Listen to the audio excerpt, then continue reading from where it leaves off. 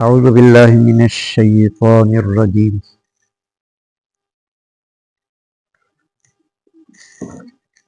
بسم الله الرحمن الرحيم سبح لله ما في السماوات وما في الأرض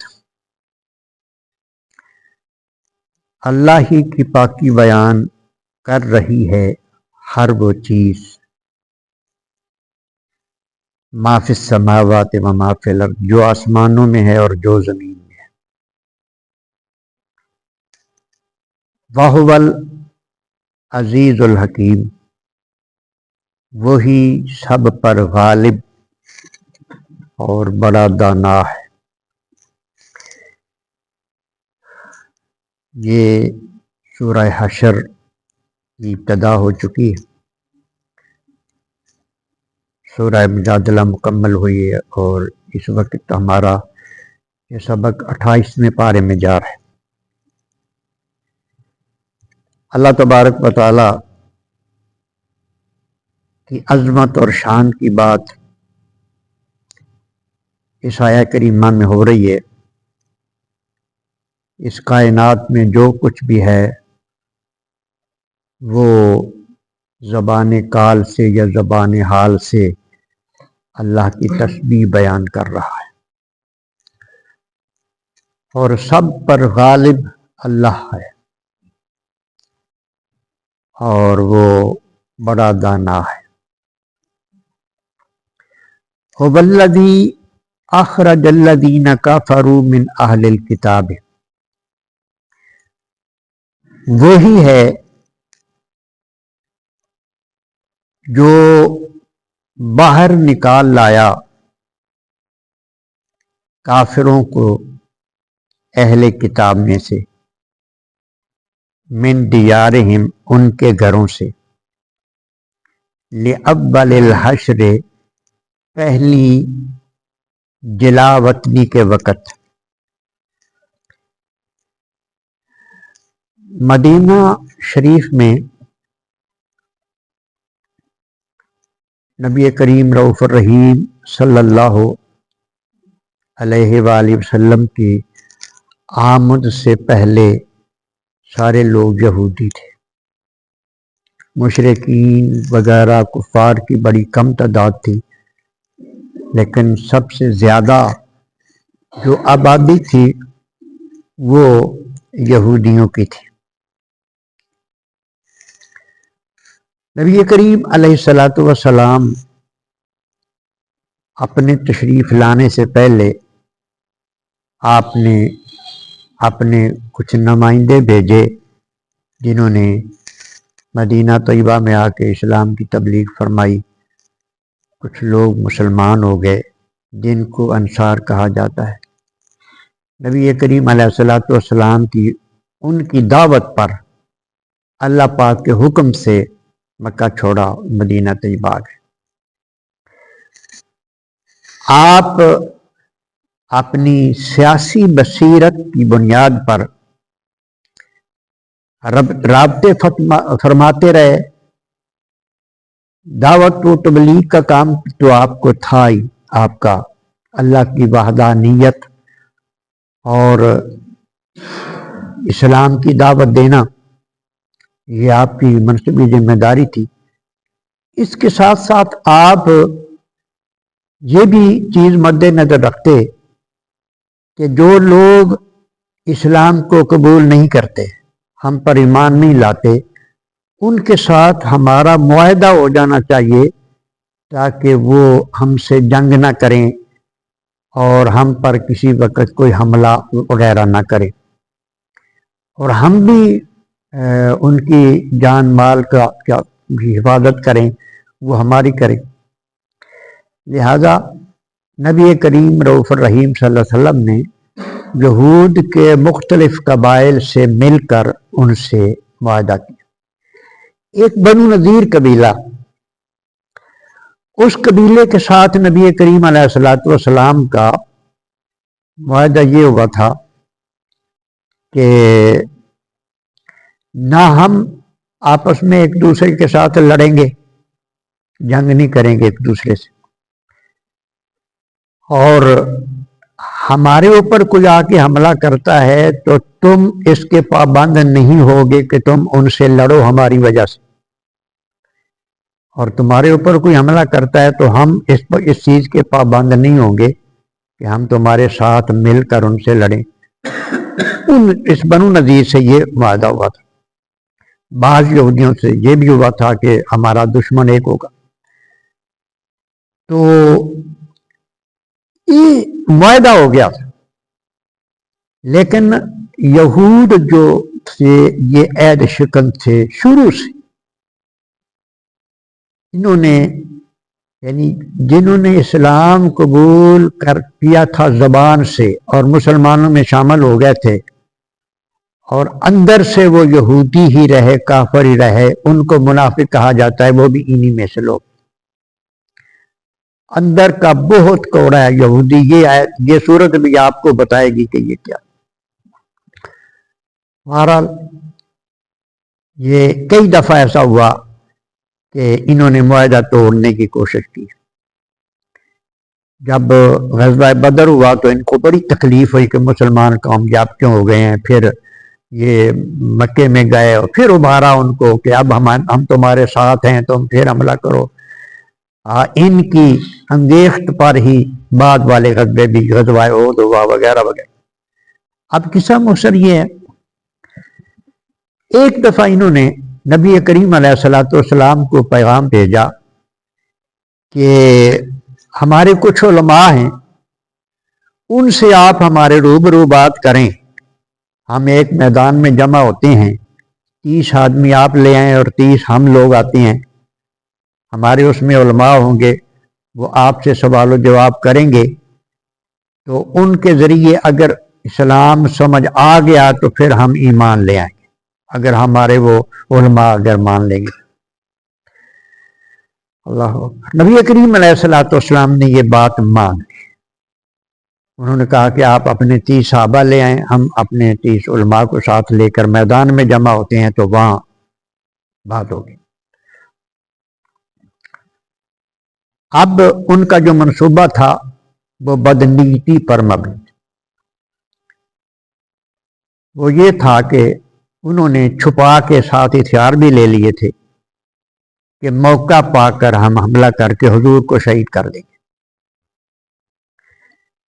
اور اللہ تبارک و تعالیٰ نے ہمیشہ ان سازشوں کو بے نقاب کیا ہے، ان کے اندر سے ہی کسی نہ کسی کو اٹھایا۔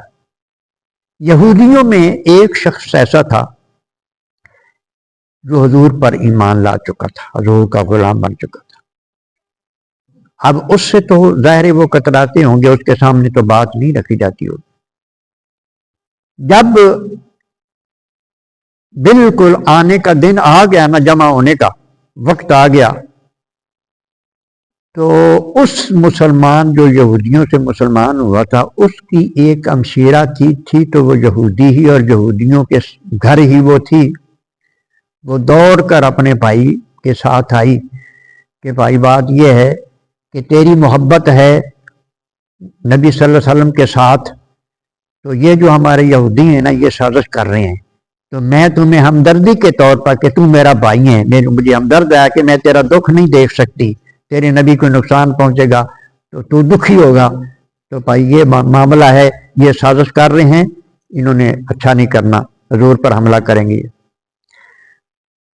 نبی کریم علیہ السلام کی بارگاہ میں وہ بندہ پہنچ گیا، اس نے جا کے بتا دیا، تو نبی کریم علیہ السلام پھر نہیں آئے، ان کی سازش کا پتہ چل گیا۔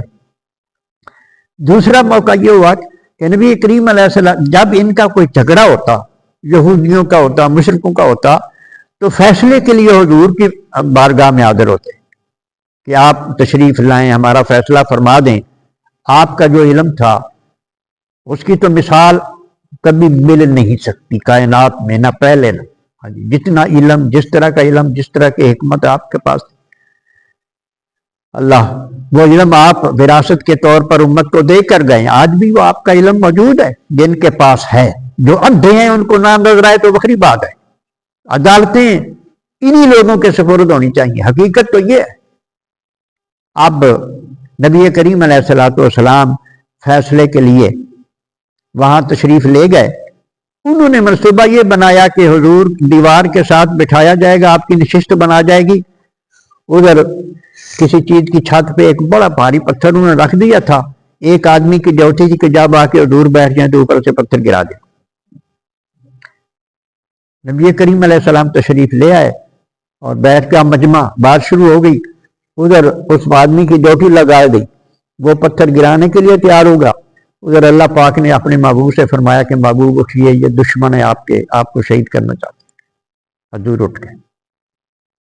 اس طرح اللہ تبارک و تعالیٰ نے آپ کی حفاظت کا بندوبست فرمایا.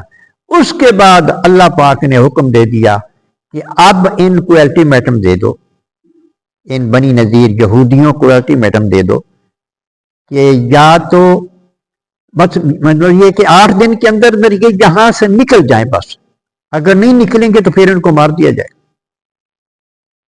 نبی کریم علیہ الصلوۃ والسلام نے ان کو الٹیمیٹم دے دیا، 1 ہفتہ تمہارے پاس ہے، 1 ہفتے کے اندر اندر یہاں سے نکل جاؤ، یہ سارا کو چھوڑ کے چلے جاؤ. اب اللہ تبارک و تعالی ارشاد فرما رہا ہے کہ وہی ذات ہے جس نے اہل کتاب کافروں کو ان کے گھروں سے نکالا. یہ پہلی جلاوطنی. ما ظننتم ان یخرجوا، تم گمان بھی نہیں کر سکتے، تم سوچ بھی نہیں سکتے تھے کہ یہ یہاں سے تم ان کو نکال دو گے. تمہارے وہم و گمان میں بھی نہیں تھا. مسلمانوں کی طاقت اتنی نہیں تھی اس وقت، اور انہوں نے بڑے مضبوط، ہر گھر مضبوط قلعہ تھا، بڑی بڑی مضبوط انہوں نے دیواریں بنائی جو وہ قلعوں میں رہتے تھے، ہم سوچ بھی نہیں سکتے تھے. وَظَنُّوا أَنَّهُمْ مَانِعَتُهُمْ حُصُونُهُمْ، اور ان کا گمان بھی یہ تھا کہ یہ ہمارے قلعے ہر قسم کے عذاب سے، ہر قسم کی پکڑ سے ہمیں بچا لیں گے. فَآتَاهُمُ اللَّهُ مِنْ حَيْثُ لَمْ يَحْتَسِبُوا، اللہ پاک اپنے قہر و غضب سے اس طرح لایا جیسے وہ سوچ بھی نہیں سکتے تھے. اللہ اکبر. اللہ تبارک و تعالی نے فرمایا وَقَذَفَ فِي قُلُوبِهِمُ الرُّعْبَ، اللہ پاک نے ان کے دلوں میں مسلمانوں کا رعب ڈال دیا. یہ سارا کچھ خود ہی کر رہا ہے وہ مولا کریم. جب کوئی اس کا ہو جاتا ہے نا اور اس کے ساتھ اللہ ہو جاتا ہے، بشرطے کہ یہ مخلص ہو بندہ، تو پھر اللہ تبارک و تعالی اس کا کام خود بخود ہی کرنے لگتا ہے. اب ہوتا کیا ہے کہ یہ عبداللہ ابن ابی جو منافق تھا، مسلمانوں میں رہنا تھا، یہ تیاریاں کرنے لگے جانے کی. اس نے پیغام بھیجا کہ ہم تمہارے ساتھ ہیں، کوئی ضرورت نہیں جانے کی، ہم تمہارے ساتھ ہیں، اگر یہ تمہیں ماریں گے تو ہم تمہارے ساتھ ہو جائیں گے، بے فکر ہو جاؤ. رہتا مسلمانوں میں تھا، اب یہودیوں کو یہ پیغام بھیج رہا ہے. لیکن اللہ تبارک و تعالیٰ نے ایسا رعب ڈالا کہ انہوں نے اس کی بات نہیں مانی، وہ جانے پر ہی تیار ہو گئے.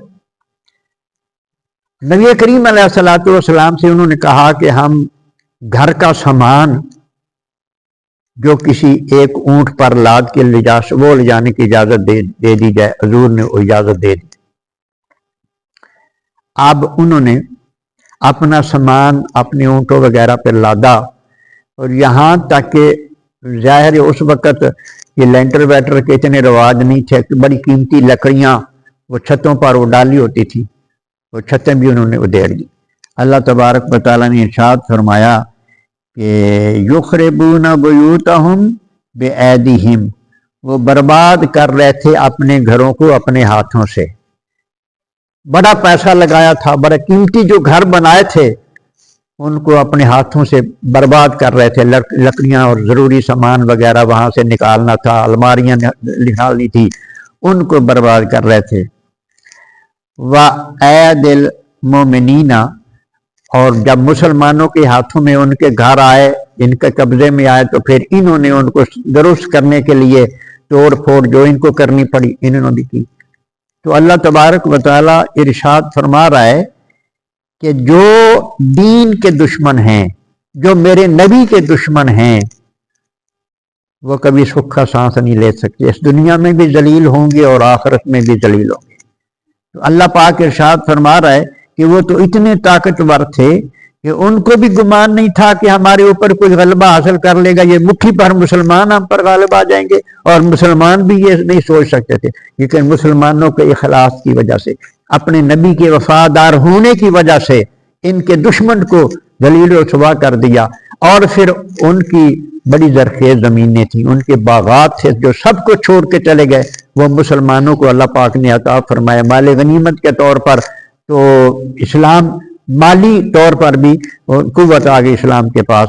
فَاعْتَبِرُوا یا اولي الابصار، اے عقل والو عبرت حاصل کرو، سبق حاصل کرو، ان آیات سے، ان واقعات سے سبق حاصل کرو کہ اللہ کی رحمت کا، اللہ کے فضل کا، اللہ کے ساتھ اور نبی کے ساتھ وفاداری کا دامن مضبوطی سے تھام لو، تمہیں دنیا کی کوئی طاقت ہرا نہیں سکتی۔ اللہ پاک سمجھنے کی توفیق عطا فرمائے۔